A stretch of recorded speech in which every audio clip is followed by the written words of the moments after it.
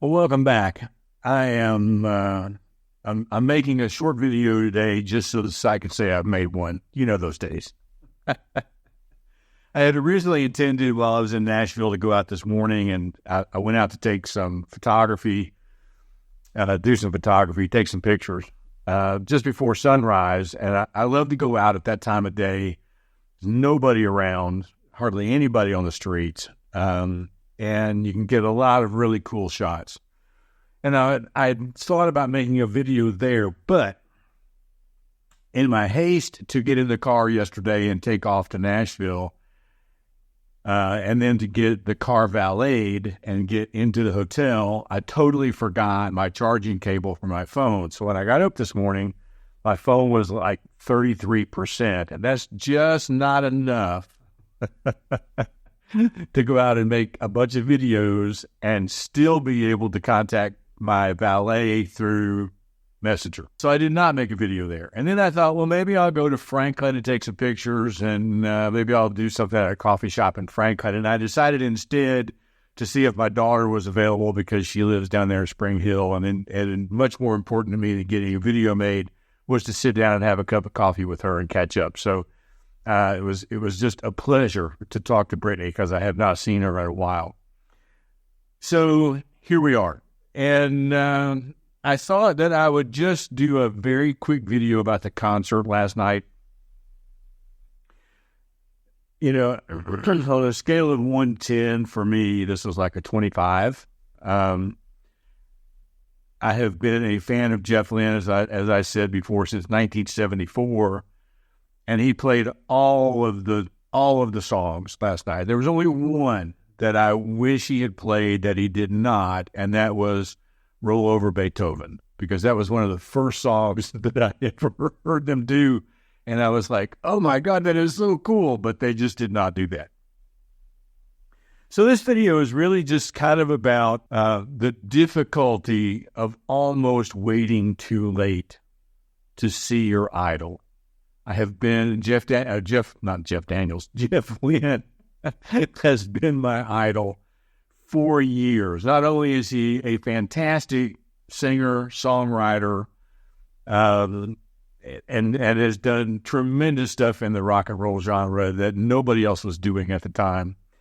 He is also an excellent record producer and is really responsible for helping to bring John Lennon back to life in a couple of recordings with the other Beatles after his death, because he really likes the technology of things, and he likes to tinker with the technology. And I originally thought, I made a comment yesterday in my video that when these bands announce their farewell tour, usually they have 7 more after that.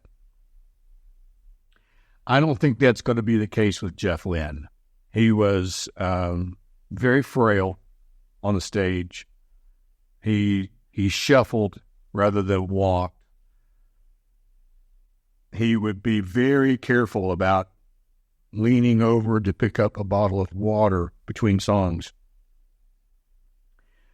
And he never played a guitar solo, not through the entire concert. In fact, when they would put him up on the big jumbo screen, you could see that he was barely playing the guitar at all. Now his voice was strong. His voice was great. All the songs were great. There was only one moment in the concert where he sang at a place he wasn't supposed to sing. Just one little phrase. He caught himself, stopped, song went on. Yeah, I almost waited too late. I've seen in the comments from yesterday's video, today's video, now that I'm recording this, people who saw him in the 80s, saw him, in the 90s, and it would have been a much different concert then. But you could tell that the crowd was there for Jeff Lynne. They could tell almost immediately he was not 100%. And they cheered him to the roof. They had an opening band called Rooney from California, and you may really like Rooney. I'd never heard of them before. I was not impressed. I mean, technically their songs were okay, but they played for 45 minutes and every song sounded like the one before it. Same beat, same groove, same chorus, same kind of syncopation with the words. It was just like listening to one thing for 45 minutes. I was getting tired of it, just to be honest with you. And so we had about a 15-minute gap while they reset the stage for Jeff's part to begin. And like I said, as soon as it started, you could tell that he's not 100%. He's not. I don't know anything that's wrong with him. I've looked online. There are no reports that he's suffering from anything other than the fact that he's 76 years old and maybe, age is starting to set in. But my advice would be to not do what I did. If you have somebody that you would really like to see, whether that's a musician or an author or a celebrity in movies or whatever, and you have the opportunity, take it. If at all possible, take it. Because if I had let this opportunity pass me by, there wouldn't be another one for me. And, even this morning, this will tell you a little bit about how this concert was important to me. Because even when I met with Brittany and she was asking me to tell her all about the concert, and I started to tell her about Mr. Blue Sky being the encore, which I knew from the beginning that would be the encore song, I almost started to cry just talking about it.